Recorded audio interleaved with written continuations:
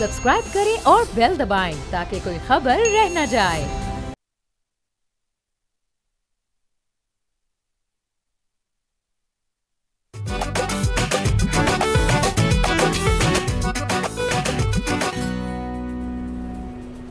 अस्सलाम वालेकुम, बोलो जना में खुश आमदीद। मैं हूँ रमला बेग और मेरे साथ मौजूद हैं हमारे analyst and journalist Asad Nizami and of course हमारे जूनियर तज्ज़ियाकार अली आफ्ताब सईद। पहली खबर की तरफ चलते हैं। There is been a lot of fear in the country obviously. Iran और पाकिस्तान में के बीच में जो आजकल हो रहा है उसकी वजह से काफ़ी लोग घबराए हुए हैं कि कहीं ये एस्केलेट ना हो जाए। यूएन ने भी कोई कमेंट्स पास किए हैं, यूएस ने भी ऑफ कोर्स नेचुरली कुछ ना कुछ कहना था। सो असद थोड़ा सा हमें बताएं कि व्हाट्स बिन हैपनिंग एंड क्या हमें असल में फेयरफुल रहना चाहिए इस वक्त? देखिए, फेयरफुल तो इस किस्म की चीज़ में रहना ही चाहिए, लेकिन अल्लाह खैर करेगा। हमारा उस बुध के रोज़ ईरान ने जो कुछ सब्ज़ इलाका है बलूचिस्तान में उसमें अटैक किया मिसाइल से। यहाँ पे जैश अल-अदल के जो लोग हैं उनके हवाले से उन्होंने कहा था कि हमें सस्पेक्टेड था कि ये वहाँ पे मौजूद हैं, तो उनके ऊपर अटैक किया गया। एक तो ये कि पाकिस्तान की जो सॉवरेनिटी है और हमारी एयर स्पेस है उसको इन्वेड किया गया। एक मुल्क जिससे आपके डिप्लोमेटिक टाइज़ हों उसको इस किस्म की चीज़ करना जो है वो काबिल बर्दाश्त है ही नहीं और होनी भी नहीं चाहिए, और रद्द-ए-अमल हमारा उसका जवाबी था। उसके ऊपर आते हैं। हुआ ये था कि जुलाई के अंदर और ये पिछले दिसंबर के अंदर दो अटैक्स हुए थे ईरानी पुलिस एहलकार पे, जिसमें जुलाई वाले अटैक में 4 पुलिस वाले मारे गए थे और दिसंबर वाले में 11 पुलिस एहलकार मारे गए थे। और जैश अल-अदल ने इसकी रिस्पॉन्सिबिलिटी ली थी, तो इसके अब ये ईरान की एक जवाबी कार्रवाई थी। उसके साथ साथ ईरान ने अभी कुछ दिन पहले ही सीरिया और इराक़ में भी इस किस्म के अटैक्स किए हैं। तो ईरान जो है वो जिस किस्म का मुल्क है उसने उस चीज़ का भरपूर एक एग्ज़ाम्पल दिखाया है कि वो इसी तरह से एक रोग तरीके से ऑपरेट करता है। ज़ाहिर है उसके बाद मसला ये हुआ कि इस अटैक के अंदर जैश अल-अदल के जो लोग हैं उनका तो नहीं हमें पता क्या है, बट उनकी जो हमारे मीडिया की तरफ से जो बात पता चली हमें, हमने फिर बाद में उसको रिपोर्ट किया कि 2 बच्चे जो हैं उसके अंदर चाँ बाक हुए, और ये बहुत ही अफसोसनाक चीज़ है। एक को मॉस्क को भी पार्शली डैमेज किया गया। अच्छा, उसके बाद ये हो रहा था कि जो डेवोस में हमारे केयरटेकर प्राइम मिनिस्टर आप काकर साहब मौजूद थे। इस वाक़े से चंद घंटे पहले वो ईरानी फॉरेन मिनिस्टर के साथ ही बैठे हुए थे। Exactly, I was about to ask you कि और ऐसी कोई कन्वर्सेशन नहीं हुई। असल में इसका भी एक वजह है। असल में जो उनकी एक स्टेट और उनकी जो हुक्मरान है ईरान के अंदर, उसके अंदर एक डिस्पैरिटी है। मतलब वहाँ पे स्टेट एक चीज़ कर रहा होता है और शायद मुमकिन है कि इनको पता भी ना हो कि ये चीज़ हो रही है, कि उनका एक फैक्शन है जिसने इस किस्म की चीज़ की। ये ऑफ कोर्स मुबैना किस्म की बातें हैं जो तबसरे हो रहे हैं। उसके अंदर एक ये बात भी है कि उनके अंदर एक डिस्कनेक्ट है between the current rulers and the people who actually did this. Anyways, so ये असल में ऐसा पॉसिबल है या ये बस अब एक जस्टिफिकेशन दी जा रही है? नहीं, वो तो हो भी सकता है। बहुत सारे और ममालिक हैं जिनमें इसी तरह है। हाँ, अच्छा, इसके साथ और भी इंटरेस्टिंग बात ये है कि हमारे कुछ ताल्लुकात जो थे वो इतने कोई बुरे नहीं थे। इससे पहले भी हमारी ईरान की जो सफ़ीर है उनसे भी मुलाकात रहती है। एक naval exercise, joint naval exercise आज से कुछ देर पहले भी की गई ईरान के साथ, तो ये काफ़ी सरप्राइजिंग था। अच्छा, उसके बाद इशू ये हुआ कि हमारे फ़ॉरेन ऑफिस की तरफ से और हमारे जो अफवाज पाकिस्तान की तरफ से इस चीज़ का ज़ाहिर नोटिस लिया गया। एक प्रेस रिलीज़ भी जारी की गई जिसके अंदर दीगर बातें बताई गई कि हो गया है क्या। उसके बाद सोशल मीडिया और बाकी जगहों पे लोग जो हैं उन्होंने ये बात शुरू कर दी कि जी वेयर इज़ द रिस्पॉन्स, रद्द अमल कहाँ है, क्या हो रहा है, कैसे हो रहा है। जो कि ज़ाहिर है एक चीज़ जो है उसको इतना जल्दी करना जो है वो चाह रहे थे, लोग चाह रहे थे कि जल्दी से हो जाए, जैसे ये कोई वो है इस किस्म की कोई वीडियो गेम चल रही। अच्छा, उसके बाद जब वापस कार्रवाई हुई वो जुमेरात के रोज़ जो ऑपरेशन है मर्ग बर सरम 4 वो एग्जीक्यूट किया गया। हमारी तरफ से भी जो वहाँ के बलूचिस्तान लिबरेशन आर्मी और बलूचिस्तान लिबरेशन फ्रंट के जो लोग हैं उनके ऊपर अटैक किया गया। उसके अंदर 9 फॉरेन नेशनल्स किल्ड मारे गए, जिसके अंदर BLA मेंबर्स भी थे। ये हमारी जवाबी कार्रवाई थी और ये बिल्कुल ठीक थी और ये होनी भी चाहिए थी। और जिस अंदाज से कि फ़िज़ाई और ज़मीनी तौर तरीक़ों से इस चीज़ को किया गया और ये हमारा रिस्पॉन्स था ईरान का। ज़ाहिर है उसके बाद जो सारी चीज़ें हुई उसके ऊपर हम Why was it being reported that Pakistani nationals also died in that retaliatory attack? जो BLA और BL वो तो ये थे ना कि वो नॉन स्टेट एक्टर्स थे। वो मतलब BLA के जो मेंबर्स हैं वो पाकिस्तानी भी हो सकते हैं, बट ये रिपीटेडली किया जा रहा था रिपोर्ट। सो इस पे तो खैर जो भी हुआ मैं तो बहुत अच्छे तरीके से नहीं जानता। जो एक मेरा इसमें बहुत ही जो है ना पॉइंट ऑफ व्यू बड़ा सख्त है, और वो ये है कि मेरे ख्याल में रिस्पांस बड़ा अच्छा इस लिहाज से था कि हमारी जो फ़ौज है, हमारी जो हुकूमत है, इसने अपना टाइम लिया। ठीक है, इन पे प्रेशर था, ये जितने वॉर मॉन्गरिंग एंकर्स हैं टीवी के ऊपर बैठे हुए, उनका जितने सोशल मीडिया पे बैठे हुए हैं कि बस फ़ौरन कार्रवाई कर दो, फ़ौरन कार्रवाई कर दो। देखिए, एक होती है सिचुएशन के जी खुदा ना खास्ता किसी मुल्क की फौजें आपकी तरफ चल पड़ी हैं, बिल्कुल, बल्कि उससे भी ज़्यादा कि जी वो जहाज़ निकल पड़े हैं आपकी तरफ आ रहे हैं, इसमें तो आपने रिस्पॉन्स लेना है फौरी तौर पे। एक चीज़ हो गई है, उन्होंने एक अटैक किया है, बात वहाँ पे ख़त्म हो गई है। अब आपने जाहिर है, एक तो ये कि आपको जी मैंने रिस्पॉन्स देना ही नहीं, फिर तो और बात है। अगर आपने रिस्पॉन्स देना है तो जल्दी क्या है? ठीक है, आप आराम से सोचो। उसकी वजह यह है कि आपने ये हिसाब लगाना है कि ठीक है, उन्होंने कहाँ अटैक किया, उन्होंने खुदा ना खास्ता आपके किसी स्टेट के इदारे पे तो अटैक नहीं कर दिया, उन्होंने ये कहा जी कि हमने नॉन स्टेट एक्टर्स को मारा है। अच्छा, अब आपने जब रिस्पांस देना है तो आपने इस बात का ख्याल रखना है कि वो अब उतना ही रिस्पांस हो, उससे ज्यादा बढ़ ना जाए। तो आपने उस पर सोचना है। हो सकता है इनके पास कोऑर्डिनेट्स पहले के मौजूद हों, अगर सपोज नहीं थे तो इन्होंने कोऑर्डिनेट्स ढूंढने थे कि अच्छा वो कहाँ पे हैं। तो ये तो मैं जिक्र नहीं करूंगा उस बंदे का नाम का, क्योंकि पता नहीं वो इस स्टेटमेंट के साथ मंसूब होना चाहता है कि नहीं, लेकिन मैंने एक दफ़ा किसी से सुना ये कि हम तो किसी से 100 साल में भी बदला ले लें तो उसके बाद रिग्रेट होता है कि जल्दी कर गए। सो बात ये है कि आपने रिस्पांस देना था, कोई फौरी जंग तो नहीं लगी हुई, आप आराम से take your sweet time, which kind of we did, जो कि एक बड़ी अच्छी बात है।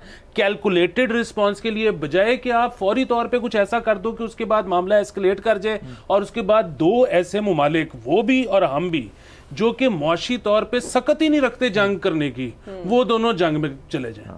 सो ये लेसन होना चाहिए खास तौर पे टीवी एंकर्स और ये सोशल मीडिया एक्टिविस्ट के लिए भी, कि हर जगह जंग नहीं करते, मतलब सुकून का लेते हैं। हाँ जी, और देखिए उसके साथ साथ जो जिस वजह से उन्होंने अटैक किया जैश-उल-अदल, और उस पर ये उन्होंने इस किस्म का तासुर दिया कि जी आप उनको हार्बर कर रहे हैं या आप उनको, ये बात इतनी ही हमाकत कौन है कि एक जैश-उल-अदल की हिस्ट्री में जाएं तो ये एक ऐसी तंजीम है जिनका जो लीडर था एक ज़माने में, पाकिस्तान ने हेल्प करके पकड़वाया और फिर उसको फांसी हुई। उसके बाद यहाँ पे ये कहना है जी कि आपने उनको हार्बरिंग की हुई, उनको आपने रखा हुआ, इस वजह से हमने अटैक किया, हमारे पास इन्फॉर्मेशन थी, ये बात बेबुनियाद है, गलत है। आपने जिक्र किया जो लोग एंकर्स और बाकी कर रहे हैं, तो एंकर्स और के अलावा सोशल मीडिया के ऊपर ज़्यादा मसला है कि जिंगोइज़म का जो एक शौक़ है कि जी जंग, नॉट अंडरस्टैंडिंग अगेन जो आपकी वाली बात है कि आपने एक हर मुल्क को देख के किसी किस्म की चीज़ करने। वैसे भी आजकल के दौर में 2023 के अंदर ये जंग का एलिमेंट जो है ये कोई ऐसी बात नहीं है जो आप एम ही कैजुअली कर बैठते हैं। सो अच्छा, और इसके साथ साथ एक और भी चीज़ हो रही है जो ज़्यादा अफसोसनाक है और वो ज़्यादा खौफ वाली चीज़ है। वो कह रहे हैं जी कि चूँकि जी अब हालात बड़े ख़राब हो गए हैं ईरान के साथ, तो अब ऐसा करें जी इलेक्शन जो है वो इलेक्शन आगे कर। अब मुझे समझ नहीं आते, हालात ठीक हों तो इलेक्शन आगे करें, हालात खराब हों तो इलेक्शन आगे करें, जंग हो रही है तो इलेक्शन आगे, जंग नहीं हो रही तो इलेक्शन, ठंड ज्यादा हो रही है तो इलेक्शन आगे कर दें। मतलब हर चीज में ये इलेक्शंस जो है बेचारे मारे जा रहे हैं, नॉट अंडरस्टैंडिंग अगेन कि इलेक्शन जो है इस वक्त एक ज़रूरी चीज़ है। उससे आपकी एक चले IMF की पैसों की ट्रांच तो मुंसलिक है ही, उससे वो आपको इलेक्शन के बाद ही मिलने हैं, इलेक्शन कराएंगे तो होंगे। बट वैसे भी अगर तो जमहूरियत पाकिस्तान है तो उस जमहूरियत की कोई चीज़ अब खुदा ना खास्ता, लास्ट पॉइंट मेरा, कि अगर फ़र्ज़ करें हमारे केयर टेकर्स हैं, ठीक है उन्होंने handle the job well, relatively कहा जा सकता है उन्होंने ठीक किया काम, लेकिन जब खुदा ना खास्ता जंग की बात छिड़ जाए तो आपको एट द हेल्म आपको उसके ऊपर आपको एक इलेक्टेड बंदा चाहिए, क्योंकि बाद में जंगी सूरत हाल के बाद बहुत ज़्यादा उंगलियाँ उठती हैं, वो को केयर टेकर अपने ऊपर नहीं लेगा। बिल्कुल, मतलब वो केयर टेकर तो ये फोंडू खा रहे थे जब इनको कॉल आई है कि एक सिर्फ आपको पता ना कि उन बेचारों के साथ और ज्यादती हुई काकर साहब के साथ। इस डेवोस के बाद उनका एक जाती विजिट था जो कैंसिल हो गया, इसलिए हम जरा उस पर भी अफसोस कर रहे हैं। एक तो जरा ना मैं नाम नहीं लूंगा क्योंकि जाहिर है हम टेलीविजन पे बैठे हैं, लेकिन ये लिस्ट निकालें जितने लोग ये कह रहे हैं कि इलेक्शन नहीं हो सकते क्योंकि ये हालात हो गए, और ये सारे वही लोग हैं। नहीं, ये सारे एंकर्स ना वही लोग हैं जो हर दफा बहाना लगा के कहते हैं कि इलेक्शन नहीं हो रहे, जो कभी ना कभी ताकतवर हलकों के करीब थे, अब वो करीब नहीं रहे, और उनको लगता है कि ये एक ऐसी चीज है जो हमेशा ताकतवर हलके को चाहिए होती है, तो अगर हम इस तरह की बातें करेंगे तो हम वापस उनके करीब हो जाएंगे। सो ये इस चीज है, मामला बड़ा संजीदा।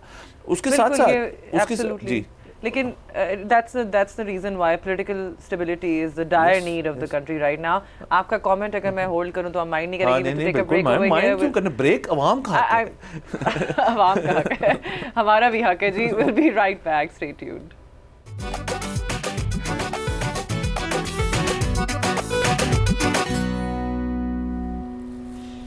Welcome back to Bolo Janab. Break से पहले हम डिस्कशन ये कर रहे थे कि जो ईरान और पाकिस्तान के बीच में इस वक्त जो एक सेंसिटिव सा अरेंजमेंट हुआ है, बहुत डेलिकेट सिचुएशन हुई हुई है, उसके लिए हमें fearful होना चाहिए कि नहीं. अली का एक कमेंट था, हम वो ले लेते हैं. जी अली. हाँ जी, सो मैं ये कह रहा था कि जिस तरह से इन्होंने जिक्र किया हमारे डिप्लोमेटिक टाइज थे उनके साथ, अगर उनको पता था कि यहाँ पर कोई नॉन स्टेट एक्टर्स जो उनके खिलाफ इस्तेमाल होते हैं, उनको कोऑर्डिनेट्स शेयर करने चाहिए थे बजाय कि खुद कुछ करने के. सो ये जो मामला हुआ, क्योंकि इनिशिएट उन्होंने किया, इसलिए टोटल जिम्मेदारी उनकी है. हमारा इसमें बिल्कुल कोई कसूर नहीं है. जाहिर है हमने तो जवाब देना था, लेकिन बहरहाल दोनों ममालिक को इंट्रोस्पेक्ट करने की ज़रूरत ज़रूर है. बिल्कुल. And I think that's the reason why a lot of other countries and the UN has asked कि अभी बैठ के इस मामले का हल निकालें. चाइना एक इसमें और अच्छी चीज़ चाइना ने कहा मीडिएशन करा देते हैं आप. वो ये है कि जब वहाँ से हुआ और यहाँ से जो प्रेस रिलीज निकली जिस पे अगेन एंकर्स और जंगजू वो जो है सोशल मीडिया वाले वो खुश नहीं थे, उसके बाद जो वहाँ से प्रेस रिलीज निकली, जो प्रेस रिलीज निकाल रहे हैं वो बड़ी प्यार मोहब्बत की लैंग्वेज लिख रहे हैं, जो कि एक बड़ी अप्रिशिएट करने वाली बात है. पहले इन्होंने हम इन दो ममालिक की जो इंटरनेशनल मैगजीन्स हैं जो वहाँ पे छप रही हैं आर्टिकल्स, और वहाँ पे जो अखबार है वो बिल्कुल भी केयरफुल नहीं हो रहे विद द लैंग्वेज. सो ये अखबार में तो एक रिपोर्टर या एडिटर वो रिस्पॉन्सिबल है ना, स्टेट क्या लिख रही है उसके लिए स्टेट रिस्पॉन्सिबल है. सो यहाँ से जब पहली प्रेस रिलीज आई जिसको हमारे ही लोगों ने तनकीद का निशाना बनाया, मेरे ख्याल में वो बड़ी अच्छी प्रेस रिलीज थी. इसी तरह जो उधर से भी प्रेस रिलीज आई है उसकी भी हमें तारीफ करनी चाहिए. यानी कि ममालिक को अंदाजा है कि हमने बहरहाल इसको मैनेज करना, हाथ से बाहर. थोड़ा सा अगर आपने दो हलकों का जिक्र किया, एंकर्स का और सोशल मीडिया एक्टिविस्ट का, मैं एक तीसरे बीच में लाना चाहिए जो कि सियासतदान है. अब वो भी जाहिर है हर सियासतदान जो है वो अपना इसके ऊपर रद्द-ए-अमल पेश करता है कि जी हमें ऐसे कर लेना चाहिए ऐसे. लेकिन एक बात नहीं समझ आई मुझे कि एक इलेक्शन ईयर में जो रहनुमा हैं बड़ी पार्टियों के, उनके बयानात में बड़ी कमी नज़र आई है. ख़ास तौर पर नून लीग की तरफ से. नून लीग का एक जलसा भी था कल के दिन, उसमें जिक्र ही नहीं हुआ इस बात का. और मैं इस चीज़ से बड़ा हैरान हूँ कि अगर तो आगे आने वाली एक उम्मीदवार हैं मियां नवाज शरीफ साहब और उनकी जो पार्टी है, तो उनकी तरफ से इसके ऊपर कोई तो एक स्टांस आना चाहिए था कि ये, क्योंकि देखिए फॉरेन पॉलिसी तो मियां साहब के हमेशा से हर जब भी उन्होंने कैबिनेट बनाई है, गवर्नमेंट बनाई है, तो फॉरेन पॉलिसी पे तो उनका एक ख़ास एक नज़र होती है.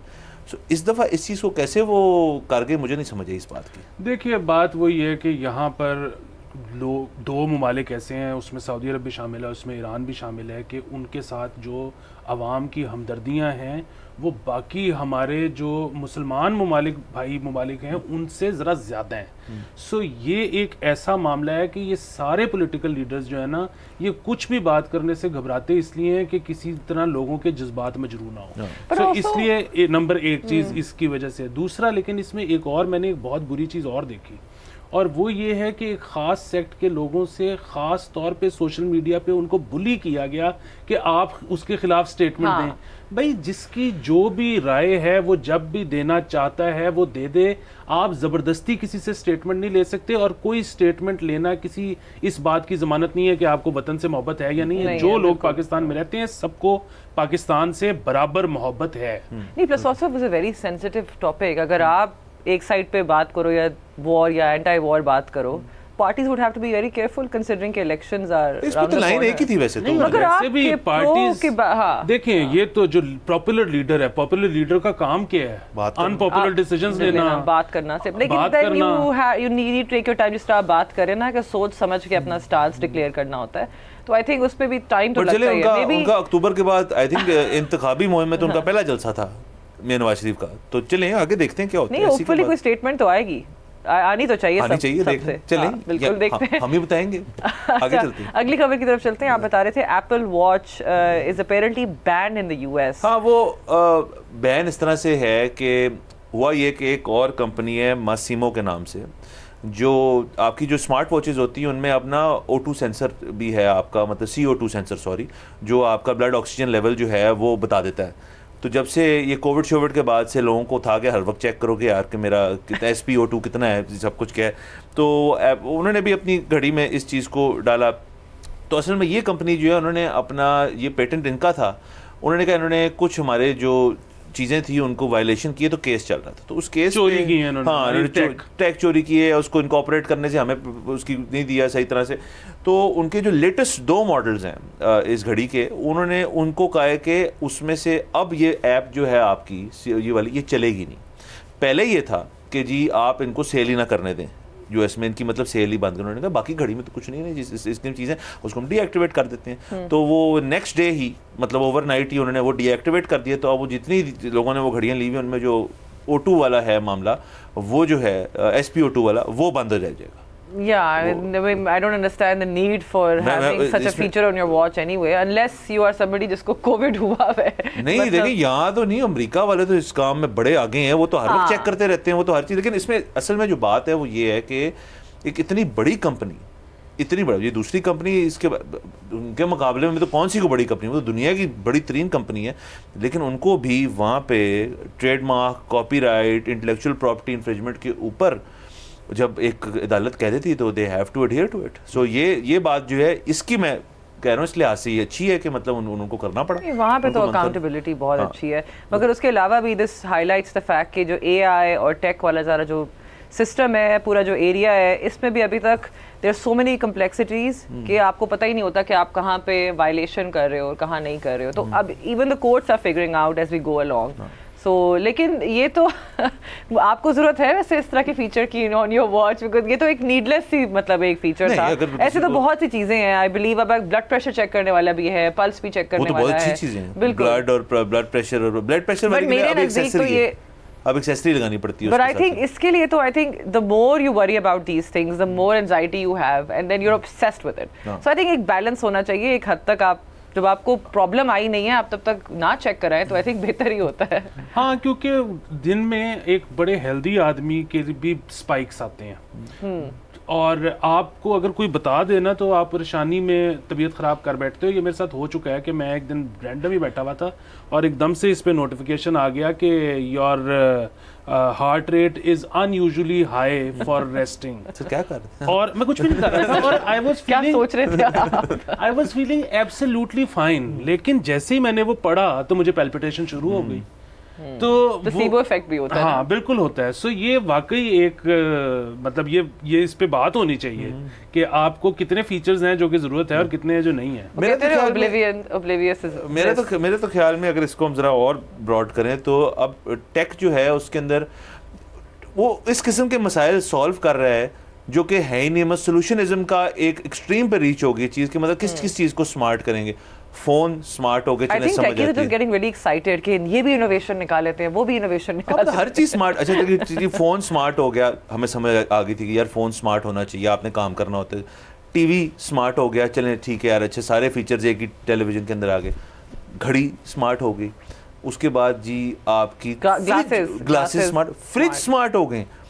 अब फ्रिज है, मैं उस दिन देख रहा था कहीं कि इस किस्म का फ्रिज है जो आपके स्मार्ट होम्स है, आपके स्मार्ट किचन्स हैं, स्मार्ट होम, स्मार्ट हर चीज स्मार्ट कर रहे हैं, smart cars and everything is going to that. अच्छा, उससे एक दो तीन मसले तो बढ़ जाते हैं। एक तो सबसे पहले ये कि अगर आप सिर्फ आएँ उसकी कीमत की हद तक, तो इन चीज़ों में हर साल ब साल नए मॉडल्स आते हैं और कीमत में इजाफा होता है।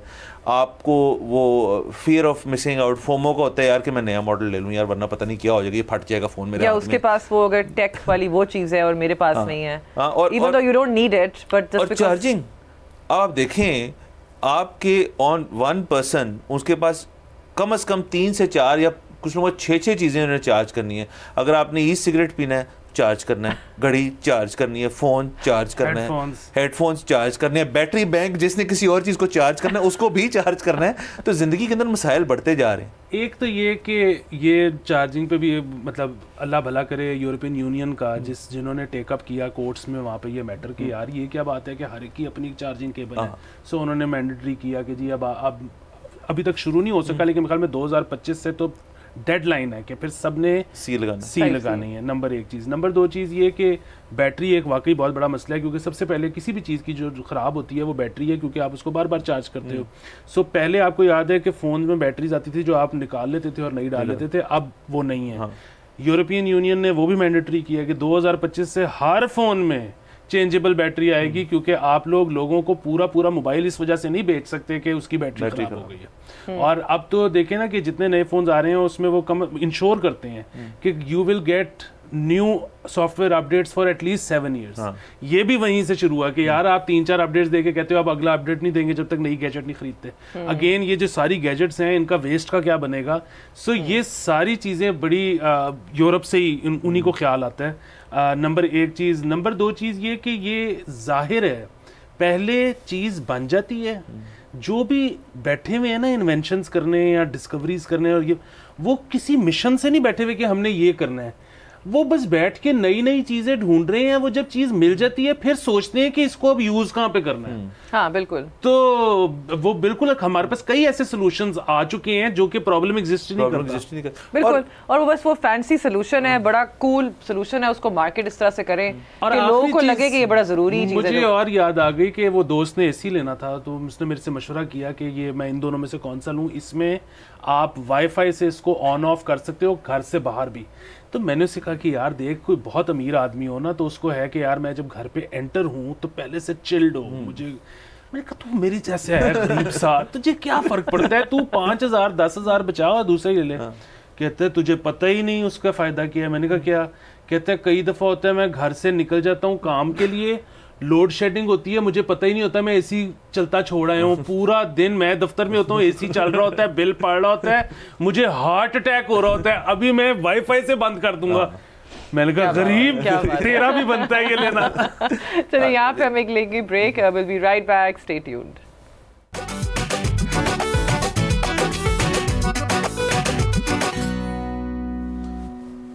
Welcome back to Bolo Janab. अगली खबर की तरफ चलते हैं। पीटीआई के जितने भी इलेक्शन के लिए खड़े हो रहे हैं contestants, they are directed by Khan कि जी आप अपने जितने भी बैनर्स हैं, होर्डिंग्स हैं, उस पर आप कैदी नंबर 804 लिखवाएं। Is that correct? जी। बड़ा नाइस स्ट्रेटेजिक मूव वैसे। आयो ढेर सारी बातें की गई उनसे जेल में, और उनकी पेशी पे तो वो काफ़ी कुछ उन्होंने बताया। 1-2-3 उनके अपनी रूटीन का भी बता रहे थे, कह रहे थे कि मैं उड़ जाता हूँ, एक्सरसाइज करता हूँ, एक्सरसाइज का ही कर रहे हैं वो। फिर कहते हैं मेरे पास चीज़ों का मुझे नहीं सही तरह से नहीं पता होता, लोग मिलते हैं तो फिर बताते हैं क्या क्या हो रहा है, क्योंकि वहाँ पे सिर्फ स्टेट टेलीविजन का तक का एक्सेस है ज़ाहिर है।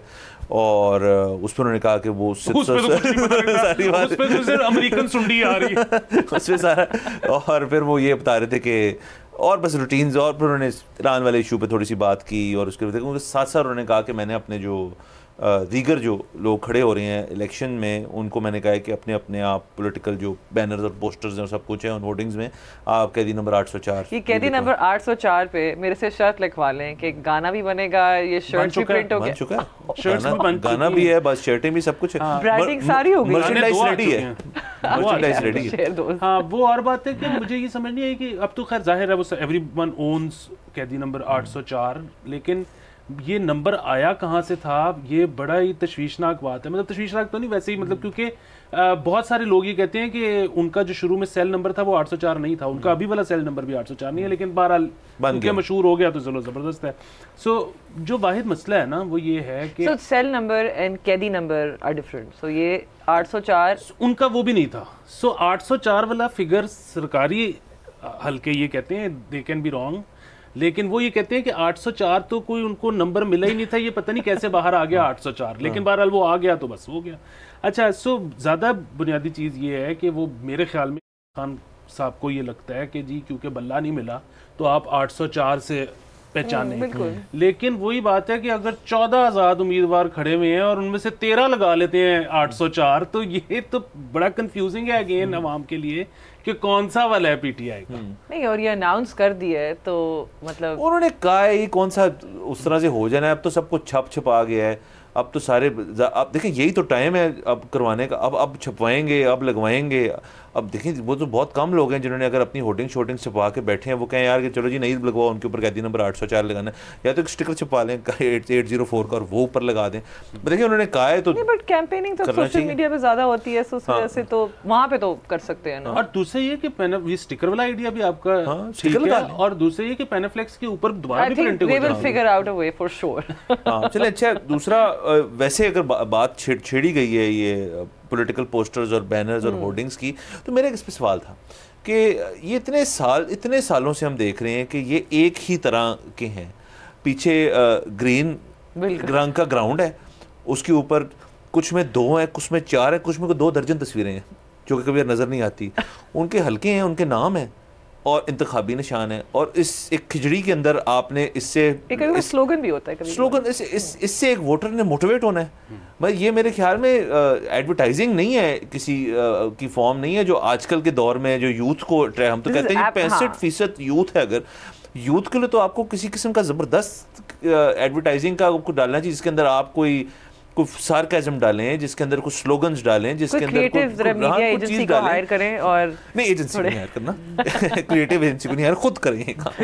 नहीं वो पता है मतलब ज़रूर किसी ना किसी ने तो कोशिश की होगी ना, मतलब और फिर वही वाली बात कि मैं इनकी बात नहीं कर रहा जो लोग इलेक्शन लड़ रहे हैं कि इन्होंने कोशिश की होगी, ज़रूर किसी ना किसी एडवर्टाइजर टाइप क्रिएटिव बंदे ने कोशिश की होगी कि इनको बना के दिया हो कुछ कि ये देखें ये बेहतर लग रहा है, इनको नहीं समझ आते। नहीं, आई थिंक वो खुद डायरेक्शन देते होंगे कि इतनी बड़ी तस्वीर लगा दो, मेरी शक्ल सामने हो और पीछे ये निशान हो, क्या बात है। जैसे इनके जो इर्द गिर्द होते हैं ना लोग, ये खुद बाबे जैसे हैं, इन्होंने अपने इर्द गिर्द वैसे ही बाबे रखे होते हैं और वो फौरन रिजेक्ट करते हैं कि नहीं नहीं यार चॉइस है नहीं सही। अच्छा और आप उनको जितना मर्जी समझा लो कि यूथ्स और फलाना, इनको नहीं समझ आती। और वैसे भी ना ये अब हार मान गए में, ये कहते हैं कि जी हमने बाबों से वोट लेना है, यूथ तक गई और तो कितने और निकल गए। नहीं लेकिन उनके अपने जो यूथ की पार्टी है वो भी ऐसे ही है, उनके पोस्टर्स सबके ऐसे। ये मेरे ख्याल में असल में हमारे जो प्रिंटिंग इंडस्ट्री के लोग हैं ना, ये वो भी कसूरवार, उन्होंने ना इन चीज़ के ना वो बनाए हुए हैं, सांचे बनाए हुए हैं, इन चीज़ के मिस्टर सेट है, तो वो कहते हैं यार इसी से निकाल के उस पर लगा दो। बेसिकली ग्राफिक डिजाइनर्स की ज़िंदगी आसान है, एवरी इलेक्शन ईयर के अंदर यार एक बना हुआ है उसकी तस्वीर निकाल के उसकी लगा दो, लोगो चेंज कर दो, बात खत्म। लेकिन अच्छा जो परसेंटेज आप बात कर रहे हैं ना जो अप्रिशिएट करेगी, दैट इवन दैट यूथ में जो परसेंटेज है जो क्रिएटिव और नए स्टाइल की प्रिंटिंग और इस तरह के बैनर्स अप्रिशिएट करेगी, that's like literally 2% of the population. और बाकी को कुछ नहीं पता। देखिए वो जो यूथ वाले हैं ना, वो क्या करते हैं कि वो दीगर फॉर्मेट्स में उनके लिए अलहदा से इन्वेस्टमेंट कर रहे हैं, मतलब दीगर प्लेटफॉर्म्स पे, ठीक है, वो इनको केटर नहीं कर रहे जो एक पेनाफ्लेक्स लगा हुआ है। अच्छा बाकी जो पुरानी वाली पार्टियां हैं वो तो किसी और प्लेटफॉर्म पे इन्वेस्टमेंट भी नहीं कर रही, वो तो हार मान चुकी हुई हैं। और ये जो है ना कि हम यूथ को ज़रा इजी ले लेते हैं कि उनको समझ नहीं आएगी। यूथ आप किसी इंटीरियर 3 जगह की निकाल लो, वो एपी डिलॉन सुन रही है, उसको पता है कनाडा में क्या हो रहा है। ये बाबों को लगता है कि इनको नहीं पता। अच्छा वो दूसरी खबर भी आप बता रहे थे ना कि अपेरेंटली अब ये डायरेक्शन आई है कि जितने भी आपके ये इस तरह के बैनर्स लगेंगे बिलबोर्ड्स पे आपकी शक्लें नहीं आएंगी। पॉलिटिकल लीडर्स की सिंध हाईकोर्ट की तरफ से उन्होंने कहा, यहाँ पे नहीं है, पंजाब में नहीं है, ये सिंध हाईकोर्ट की तरफ से उन्होंने कहा कि यार आप हमें किसी बिलबोर्ड पे नजर ना आए। सियासतदान जो हैं अब सख्त है, ये बहुत रिजिड किस्म की पॉलिसी है, ये तो इलेक्शन ईयर है, इलेक्शन में campaign billboards are generally expensive and one party might have an advantage over the other. तो ठीक है, that's true. ये लेकिन देखिए दुनिया में जहाँ भी इलेक्शन होता है जमहूरी तौर पे होता है, उसके अंदर आपने उन्होंने पॉलिसीज बनाई होती हैं। जैसे अमेरिका में है कि अगर आपका कोई किसी ने आपको डोनेशन देनी है तो वो आपको डोनेशन एक सर्टेन अमाउंट की दे सकता है, मतलब ये रूल है, ये रूल नहीं है कि डोनेशन के साथ आप करें, फेयर करना होता है ना। अगर आपकी जो नई नई पार्टीज आई हैं, जो छोटी पार्टीज हैं अभी, अगर उनके पास इतनी फंडिंग नहीं है कि वो बिलबोर्ड्स लगा रहे हो पूरे शहर में, वो अपना YouTube चैनल बनाए। नहीं अगेन उन्होंने ये तो नहीं कहा कि आप बिलबोर्ड लगा ही नहीं सकते, वो कह रहे हैं अपनी शक्ल ना लगाएं बिलबोर्ड पे। एग्जैक्टली हाँ वो ऑब्वियसली बिकॉज शक्ल आप 0.2 सेकंड्स के अंदर आप एफिलिएट कर लेते हो, कहते हो दिस पर्सन, और आप वो साथ लोगो देख लेते हो, that's enough for you to register कि अच्छा ये बंदा है, इसको वोट देना है मैंने, या ये इस पार्टी का है। मेरा अपना एक अनफेयर एडवांटेज है जो कि मेरा अपना ख्याल है parties बिल हैं। बोर्ड देख के जो बंदा वोट देता है वो बड़ी बेवकूफ़ी है।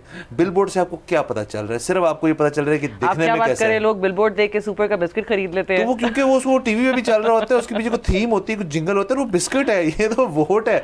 और किसी बंदे को अब शक्ल ही नजर आ रही होती है कि भाई मैं इस हल्के में हूँ, इस इलाके में हूँ, बस इतनी सी बात है। हाँ, और वैसे भी ड्राइविंग करते हुए ये बड़ा टफ ऑन दी आइज होता है कई दफ़ा। हाँ देखिए, बात बताए क्या है, एक तो ये कि ये जो रूरल एरिया का जो वोटर है ना, वो तो बहुत स्मार्ट वोटर होता है।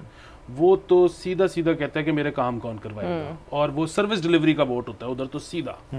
ये तो सारे मसले अर्बन के हैं कि जी वो मियाँ साहब आएंगे तो फलस्तीन का यूं हो जाएगा, और जी खान साहब आएंगे तो वो यमन में यूं हो जाएगा, बे तेरी FIR कटती नहीं, अस्पताल में तुझे पूछता कोई नहीं, तू पता नहीं किधर अफाकी नैयत के मसले निकाल के बैठा हुआ है। सो ये मेरे ख्याल में तो ये सारी कैंपेनिंग शैम्पेनिंग जो है ना, ये सिर्फ एक तो अर्बन के लिए होती है, रूरल के लिए तो होती नहीं। वहाँ तो पहले से डिसाइडेड होता है कि क्या होना है।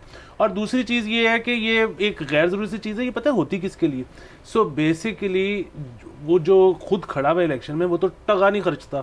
ये तो उसके जो होते हैं ना इन्वेस्टर, वो आगे कहते हैं कि पाइन ताड़े एने पैसे लाते हैं, वो वेखो तभी बोल लो आता है, वो वेखो तभी बोल आता है, उसने बाद में रिकवरियां करनी होती हैं उन्होंने। सो ये तो अच्छा, ये मैं सुन रही थी कि इस्तेकाम पार्टी के जो बैनर्स हैं पूरे लाहौर में जो लगे, उस पर नवाज शरीफ साहब की तस्वीर है। बस आजकल ना सारे मिल मुल की चल रही ये तो किसी से बहुत बड़ी गलती हुई है। जो है ऑन चौधरी की जो होर्डिंग है उसके ऊपर इस्तेकाम पार्टी में जहांगीर तरीन साहब भी हैं और नवाज शरीफ साहब भी हैं। सीट एडजस्टमेंट हो गई ना इनकी, सात एक सीटें मेरे ख्याल में की है, ऐसा ही कुछ है। तो अब बहुत सारी पार्टियां ना मिलके इलेक्शन लड़ रही हैं कि भावें उन्होंने दे दियो, भावें तो गाली कोई भाईचारा फाइनली जो हमें चाहिए था इस मुल्क में। चलिए आगे चलते हैं। वो आप बता रहे थे कि अब SOPs की जो जेल के जो सुपरिटेंडेंट्स हैं, अब उनका एग्जामिनेशन होएगा कि whether they are themselves aware of the SOPs जो उन्होंने खुद फॉलो करने हैं, उनके रूल्स और उनके जो SOPs हैं अंडर द लॉ। जी, IG ऑफिस से ये कहा गया है कि और एक कमेटी तश्कील की गई है जो 2 सीनियर अफसरान जो हैं बैठ के ये इम्तिहानात लेंगे। ये इम्तिहान जो हैं ये होंगे ASPs के, DSPs के और SP साहब के। और अब इसमें इशू ये है कि चले इम्तिहान ज़रूर लें, वो ये पता करने की कोशिश कर रहे हैं कि आया इनको अपनी जो SOPs हैं थाने के, मतलब कि केस का अंदराज करना है, आपने किसके ऊपर मुकदमा करना है तो आपको इस चीज़ का इल्म है कि ये कैसे करना है, किसके में एग्जाम और दीगर और चीज़ें इसके अंदर। लेकिन मैं खबर जब पढ़ रहा था तो मैं ढूंढ रहा था अगर फेल कर जाए कोई तो क्या होगा। उसको एंड में जब उन्होंने बताया तो वो इतनी मज़ेदार बात नहीं, उन्होंने कहा जी उनको एक नाराज़गी का मरासला भेजा जाएगा कि हम आपसे मतलब मायूस कौन हुए हैं और नाराज हो गए कि आपको SOPs ही नहीं पता, डिसअपॉइंटेड है। तो या तो होता है ना, लिखा होता है एंड में जी जिसको जो फेल हो गया उन्होंने काट देना, तो फिर तो मज़े की बात थी। ऐसी कोई बात नहीं हुई, ये बस एक एग्जाम है। तो सर देखिए ना कि अब ये रियासत ना वो हरबा इस्तेमाल कर रही है अहलकारों से जो बेसिकली सारी ज़िंदगी से अहलकार रियासत के साथ करते आए हैं। और ये खैर ज़रूरी नहीं है कि हम कुछ सरकार की बात करें, ये प्राइवेट सेक्टर में भी आपने यही देखा होगा कि एक शख्स जो है ना वो नाराज़ हो जाता है कि बस मैं नाराज़ हूँ। अच्छा आप देखें कि उसके काम सारे सीधे होने शुरू हो जाते हैं, पूरी कंपनी मिलके उसके कॉलीग्स, उसके इधर उधर लोग कि यार एनो नहीं कम देना है तो नाराज है और ये तो पता नहीं क्या कर देगा, तो इसको ना बस उसको पैम्पर करना शुरू कर देते हैं, उसको परों में छुपा के रखना शुरू करते हैं कि यार होते बड़ा नाराज है। और ये लोग ना टेक्निक बना लेते हैं कि फिर लोग पूरी उम्र के लिए 10-10 साल के लिए नाराज है।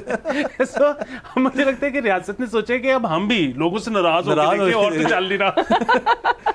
इम्तिहान में फेल वैसे देखिए सर, लेकिन ये घर में पॉलिसी हो जाए, ये टफ लव भी है ना, ये एक सॉर्ट ऑफ ये मॉडर्न टफ लव, ये हमारे कल्चर में है। वरना टफ लव ये होता था कि आप एग्जाम में कोई बच्चा फेल हो तो उसको मतलब चुकाई होती थी, अब चुकाई के ऊपर भी का इस पे हम एक दिन वैसे बात करेंगे नहीं है, अब वो बस नाराज होंगे, एक डिसअपॉइंटमेंट का एक्सप्रेस करेंगे। पेरेंट्स वैसे कभी कभार इस चीज को अंडर एस्टिमेट कर देते हैं। अगर आप बाकी सारी बातें करें अपने बच्चे से कोई हद तक ठीक है, बच्चे को मैं तुमसे नाराज हूँ तो इसका इफेक्ट होता है, इसका एक इफेक्ट है कि अब मैं नाराज हूं, मेरी बात ही नहीं। ये तो हमें देखना पड़ेगा कि साइकोलॉजिकली इसका ज्यादा वर्स इफेक्ट है या एक्चुअल मारने का। ये बिल्कुल है कि वो अगला कहेगा मैंने डिसअपॉइंट कर दिया, मेरे वालिद साहब माय पेरेंट डाउन। और मैं छोटा सा होता था, मेरे वालिद साहब को पता नहीं रियासत को कि ऐसा रिलेशनशिप नहीं है। नहीं मेरे वालिद साहब जो हैं वो जरा आपको पढ़ने लिखने के शौकीन थे, तो उनको पता नहीं क्यों लगा कि जी वो बच्चे को मारना नहीं चाहिए, उसके तहतो शऊर और लाशऊर पे बुरा बिल्कुल असर ठीक पड़ता लगा है उनको। नहीं, वो हुआ ये कि मैं किसी दिन बदतमीजी कर रहा था और वो वालदा मेरी मुझे मारने के लिए आई, तो उन्होंने कहा नहीं नहीं बच्चे को मारना नहीं है। तो उन्होंने कहा ये ठीक कैसे होगा? उन्होंने कहा घर से बाहर निकाल दो। मुझे घर से बाहर निकाल दो, इतना सा बच्चा घर से बाहर खड़ा है, ना बाहर जा सकता है ना अंदर आ सकता। वो जो मेरे ज़हनी असर हुआ है मेरे पे, वो आज तक मैं ठीक नहीं हो सका। हाँ, तो ये जो है ना बच्चे को एक आधी लगा, ये घर से ना निकालने सर मतलब। आपने लेकिन देखिए उस घर बाहर निकालने में टफनेस कितनी आई है। आप लेकिन आपने सीख लिया ना कि ये हरकत दोबारा नहीं करनी। इट्स नॉट द पॉइंट कि आप इफेक्टिवली थोड़ा सा डिटरेंट क्रिएट करें। बट चले मेरे ख्याल में क्योंकि ये पुलिस के और थानों की एसओपीएस की बात हो रही, नाराजगी से जरा ज्यादा रद्द अमल अगर दिखा दिया जाए जो तो हमारे जो बेहतर हो जाएगा। एक ट्रेन में constable was recorded beating a passenger up. वो ये हंसने वाली बात नहीं है। No I think it's just बिल्कुल एब्सोल्युटली हंसने वाली ये बात डॉक्टर अस्ताना वाली हंसी है जो एंजाइटी में निकलती है। जी जी जी। ये साहिवाल से लाहौर जाने वाली जो अवाम एक्सप्रेस है उस पे हुआ था। रेलवे पुलिस ने इस शख्स के खिलाफ एफआईआर कटवा दी है और ये कुछ रेलवे के एहलकार थे जिन्होंने ट्रेन के ऊपर कोई उनकी ये एग्जैक्ट स्टोरी नहीं पता चली मुझे कि उन्होंने क्या हुआ था पैसेंजर के साथ, लेकिन उनको थप्पड़ थप्पड़ मार दिया था ट्रेन के ऊपर। सर मैं आपको अभी बता देता हूँ कि अगर तो ये खबर ही ना छपती तो फिर तो बिल्कुल भी कुछ ना होता। अब क्योंकि खबर छप गई है तो बेसिकली वो जो जिस बंदे को मार पड़ी है उसको दफ्तर बुलाया जाएगा और वो चाहे जितना भी बिजी हो उसको कहा जाएगा कि इतने बजे पहुंचो तुम, और उसके सारे काम छुड़वा के उसको कुछ 4-5 घंटे वेट करवा के एंड में उस पुलिस एहलकार को बुलवा के कहा जाएगा इसको सॉरी कर दो, वो कहेगा सॉरी, वो बात खत्म। सो यहाँ पे एक तो हर चीज़ का नतीजा है सुलह, और दूसरा ये कि जिसको कुट पड़ी है उसका भी एक पूरा दिन भी जाया होना है। सर लेकिन देखिए आप ये एयरलाइंस के ऊपर ये नहीं हो सकता, मेरा अपना ख्याल है ये बड़ा मुश्किल है। अभी रिसेंटली एक सर्कुलेट हुई थी वीडियो जिसके अंदर पाकिस्तान नहीं इंडिया में वहाँ हो सकता है। No actually there was an Indian passenger and I believe the airline was not Indian. नहीं, सो उसने जो है कैप्टन को मारा क्योंकि कैप्टन ने अनाउंस कर रहा था कि हमारी डिले हो गई थी फ्लाइट, उस पे एक पैसेंजर उठा और उसने कैप्टन को मारा। उस पैसेंजर की तो ऐसी की तैसी फिर गई होगी, उसको बेसिकली पायलट को मारा। सो प्रॉब्लम उसमें पता है क्या है, उसके साथ पुलिस केस तो जो भी हुआ या नहीं हुआ वो बैन हो जाएगा, दोबारा किसी जहाज वाले उसको टिकट नहीं देंगे। तो ये तो आई थिंक रेलवेज के ऊपर जरा लेवरेज ली जाती है, जहाज के ऊपर देखिए जहाज जो है वो उसका एक एसोसिएशन भी हो गई ना विद सिक्योरिटी और बाकी चीज़ों के साथ, और हर जहाज़ पे एक मार्शल भी होता है, कैप्टन खुद भी बहुत मतलब एक चीज़ अभी कैप्टन है जहाज़ का पूरा, तो उसकी ऊपर अथॉरिटी फिगर होता है। सो जहाज़ों पे चीज़ें कम होती है, लेकिन रेलवे में ये आप सही कह रहे हैं कि देखी जाती चीज़ हो जाती है। दूसरी एक और चीज़ भी है ना, वो ये है कि जहाज़ अगर तो हो ना स्टेट एयरलाइन, तो उसमें तो शायद इतना बड़ा मसला ना बने कि यार ये मतलब आवाम की एयरलाइन है, जिसको प्राइवेट में आपने किसी को मार दिया तो वो तो बहुत बड़ा मसला है। वैसे तो कहीं भी किसी को नहीं मारना, कुछ भी नहीं ऐसा करना चाहिए। Public service message. अच्छा जी आगे चलते हैं। बिल्कुल जी जी। एक और खबर, सियासी खबर, मुराद सईद साहब जो हैं उन्होंने अपनी टिकट जो है वापस ले ली है।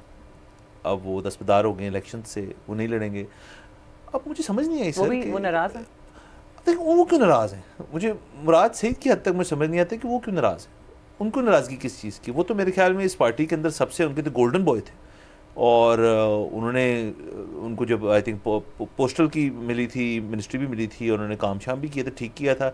उसके बाद बयानबाजी में भी आगे थे, और आपने लड़ाई की बात की, वो तो असेंबली के अंदर लड़ना शुरू हुए थे लोगों से छलांगे मार के। अब वो टिकट वापस कर दी उन्होंने, ये क्या बात हुई? नहीं वो तो और मसला है ना, वो तो क्योंकि मिल नहीं ना रहे, वो तो 9 मई के बाद से वो गायब है, तो उनको ढूंढा जा रहा है। तो जब वो इधर होंगे ही नहीं तो वो इलेक्शन क्या लड़ेंगे, तो उन्होंने तो उसके लिए मेरे ख्याल में वापस ले लिया है। लेकिन इसमें ये बड़ा एक मज़ेदार चीज़ जो हुई है उसके अलावा कि सबको जो नए नए मिले हैं ना साइंस, तो उस पर अब जिस तरह आज 128 में सलमान अकरम राजा साहब जब कैंपेनिंग कर रहे थे, तो अब वो 128 जो है वो आपको पता है कि काफ़ी उसमें जो आधा इलाका जो है वो मम्मी डैडी टाइप भी है बहुत, तो वो अब वो बार बार कहते हैं कि आपने छक्के को वोट देना है, आपने छक्के को वोट देना है। तो वो ना बच्चे उधर घबरा गए कि यार ये क्या कह रहे हैं, ये इनका रैकेट है, इनका साइन, ये छक्का छक्का क्यों कह रहे हैं। तो उनको फिर बताना पड़ा कि यार ये चिड़ी छक्का बैडमिंटन में रैकेट को उर्दू में छक्का ही कहते हैं। सो वो इनके लिए सलमान अकरम राजा साहब के लिए जरूरी है कि ये अंग्रेजी उर्दू दोनों में तकरीर किया करें, उधर आधे लोगों को तो उर्दू नहीं समझ आती। और सलमान अकरम राजा साहब की उर्दू जो है वो बेहतरीन है, उनकी सारी ज़बानें ठीक है, तो उनको कर। पर चले ये तो अब देखिए मामला अब आई थिंक ईसीपी ने फाइनल लिस्ट लिस्ट जो है अभी देने वाले हैं या देंगे अनकरीब, तो उसके अंदर सारा कुछ हो जाएगा, फिर अच्छी बात है। बाकी अगर हम जिक्र कर ही रहे हैं पीटीआई का, तो पीटीआई ने अपना जो सेकंड ऑनलाइन जलसा है, वर्चुअल जलसा जो है, उसकी तारीख अनाउंस कर दी है। ओए फिर इंटरनेट बंद। ये बता दें पहले किस दिन है, ताकि 20 जनवरी को पाकिस्तान स्टैंडर्ड टाइम 7 बजे को जलसा जो है वो वर्चुअली किया जाएगा। और लोग कुछ मिसअंडरस्टैंड कर रहे थे, कहते हैं तीसरा है, तो मैंने फिर उसकी तस्दीक की कि वो दूसरा वाला जो उनको लग रहा था वो तो फंड रेजर था शायद। वो फंड रेजर था। दूसरी चीज़ ये कि यहाँ पे मैं पब्लिक सर्विस मैसेज देता जाऊँ कि कल जब भी ये होगा इंटरनेट बंद होगा आप वीपीएन चला लें। अच्छा, अब इस पे फौरी तौर पे होगा कि मैं कोई गैर कानूनी बात कर रहा हूँ कि वीपीएन चलाने की तो इजाज़त नहीं है, मैं मशवरा कैसे दे सकता हूँ? नहीं, सो गवर्नमेंट ऑफ पाकिस्तान ये कहती है कि वो ये नहीं मना करती वीपीएन चलाने से, वो कहती है कि आप अपना वीपीएन रजिस्टर करवाएं सरकार के साथ, तो आप अपना वीपीएन रजिस्टर करवा लें सरकार के साथ। हाँ, ये अली के वन ऑफ द मेनी टोटकाज। बट सर देखिए, ये जलसों में भी ना ये अच्छी जिद्दत आ रही है बहुत। ये कितनी अच्छी चीज है कि देखें आपको वर्चुअल पे शिफ्ट कर देना आप सोचें जी, स्मॉग का मसला इससे हल हो सकता है, गाड़ियां कम, ट्रक कम, दीगर इलाकों से लोग आना कम, पैसे कम खर्च हो रहे हैं। चलो अगर आप सारी देखें पूरी की पूरी कैंपेन अगर आप डिजिटल शिफ्ट कर दें, आप अपने जलसे डिजिटल शिफ्ट कर दें, तो what do you need the funds for? हर दफा लड़ाई होती है, हर पार्टी कहती है कि हमारा वाला मिलियन मार्च था, ठीक है, कोई मैकेनिज्म नहीं गिनने का कि कितने ऑनलाइन आपको लिखा हुआ है इतने। है ना, ये प्रॉब्लम है कि ट्रांसपेरेंट हो जाएगा, दैट्स आल्सो नॉट। वो अच्छा है, क्योंकि असल में जितने एक पॉलिटिकल पार्टी के आ रहे हैं और अगले को उनको पता है हमारे काम आएंगे, और तो वो फिर कहेंगे जी हम फिजिकल जलसा कर लेते हैं, और जब वो करेंगे तो उसके ऊपर फिर वो कह सकते हैं जी कि आपने फिजिकल किया ही इस वजह से, क्योंकि आपको पता है आपके नंबर्स नहीं ऑनलाइन, हमारे तो जितने भी होंगे फिर वो उनके ज़्यादा ही समझे जाएंगे। दूसरा अब ये देखें कि अभी क्या होता है कि जलसों पे लाने के लिए पिक ड्रॉप देना पड़ता है, प्लस बिरयानियाँ देनी पड़ती हैं। आप दें लोगों को 2-2 GB का कार्ड, ठीक है, इससे एक इलेक्ट्रॉनिक रेवोल्यूशन आ जाएगी मुल्क में सर। लेकिन ये मैं सीरियसली कह रहा हूँ, ये बहुत अच्छी चीज़ है। और मसले और कितने मसले कम हो गए। मतलब देखिए, ये तो हम कह रहे हैं ना आवाम के मसाइल हैं कि जी आना पड़ता है, जलसा जहाँ पे हो रहा है वहाँ पहुँचे, ट्रैफिक, रोड ब्लॉक्स, ये वो। जो लोग जलसे में शरीक होना चाहते हैं, जो उनकी मेन लाइनअप है, उनके लिए कितनी आसानी है यार कि मैं अपने हल्के में बैठा हूँ, हल्का जलसा पता नहीं कहाँ है, तो सब अपने अपने ड्राइंग रूम में बैठ के जलसा कर लेंगे, टेंशन वाली क्या बात है। और अपनी तकरीर जो है अपने घर में जितना बंदा कंफर्टेबल तकरीर कर सकता है ना, उतना कहीं और नहीं कर सकता। आप अपनी पूरा का पूरा लॉजिस्टिक्स मैनेज करना, पूरी टीम के साथ आप किसी कहीं और किसी और शहर में जा रहे हो, आप अपनी ऑनलाइन ही आ सकता है, गली में बड़ी स्क्रीन लगा के तो उसको टेलीवाइज कर लो। ये भी बड़ा अपने मोहल्ले के लिए। हाँ, ये आप पिच करें जरा। मैं ये सारी टेक्निकल इक्विपमेंट सब कुछ प्रोवाइड करने के लिए तैयार हूं। सर वैसे ये आपका वैसे आप अपने आप को प्लग कर देते हैं हर चीज में, मैंने देखा वैसे। लेकिन चले अच्छा है, हो रहा है तो होना। हाँ, नहीं, देखते देखेंगे तो बाकी पार्टीज को इससे सीखना चाहिए, फॉर श्योर। बिल्कुल, हम जिद्दत के साथ हैं, बिल्कुल, इनोवेशन, बिल्कुल। और हम इलेक्ट्रिक या इलेक्ट्रॉनिक रेवोल्यूशन के भी साथ हैं। हम नहीं चाहते कि लोग फिजिकली कुछ भी करें। मैं चाहता हूं कि लड़ाइयाँ भी उसी पे होनी चाहिए, झगड़े भी उसी पे होने चाहिए, प्यार मोहब्बत का इजहार भी आप उसी तरह कर दें, कोई जरूरी नहीं जाके मिलने की। हाँ, हर चीज जो है ना अब वेब पे होनी चाहिए। जिस तरह वो भी दुबई में वो भी था ना कि शादी आपकी ऑनलाइन हो सकती है। हाँ, वो भी एक नया कानून पास हुआ था। हाँ, तो वो तो हो ही सकती है। हाँ, मतलब उसका भी अब तो बाकायदा कवानीन बन चुके हैं ना कि वहाँ पे कितने होंगे गवाह, यहाँ पे कितने होंगे गवाह, ऑनलाइन किस तरह से वो एक टेलीफोन लाइन पे या एक वेब कैम पे आपने कबूल है करना। हर चीज वेब पे हो सकती है, बिल्कुल कोई जरूरत नहीं है मिलने जुलने की। काम के सिवाय जो आपका ऑफिशियल दफ्तरी काम है, उसके अलावा हर चीज हो सकती है ऑनलाइन। मैं इसे डिस्करेज करता हूं, दफ्तर आपको जाना चाहिए, हर वक्त दफ्तर होना चाहिए। मैं तो अपने दोस्तों को भी ये कहता हूं कि वो बात जो व्हाट्सएप पे हो सकती है उसके लिए मिलना जरूरी नहीं है। देखिए, फोन करने की क्या जरूरत है? फोन करने की बिल्कुल मैं इससे भी डिस्करेज करता हूं। भेज दें। आप 8 दोस्तों का एक ग्रुप है, आप साथ में बातें भी कर रहे हो, साथ में आपने टीवी पे शो भी लगाया हुआ है, साथ में रोटी भी खा रहे हो।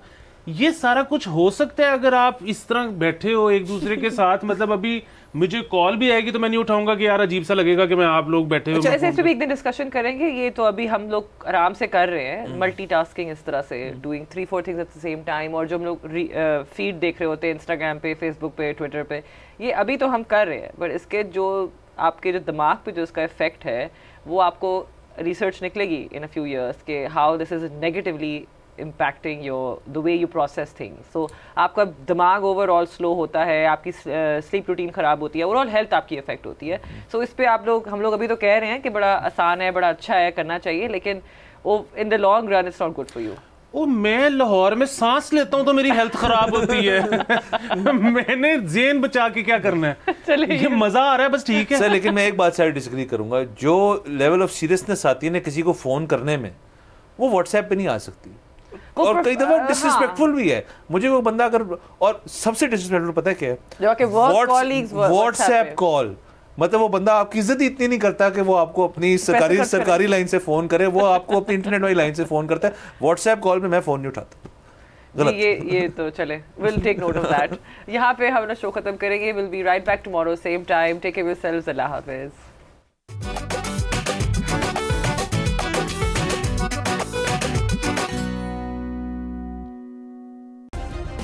सब्सक्राइब करें और बेल दबाएं ताकि कोई खबर रह न जाए।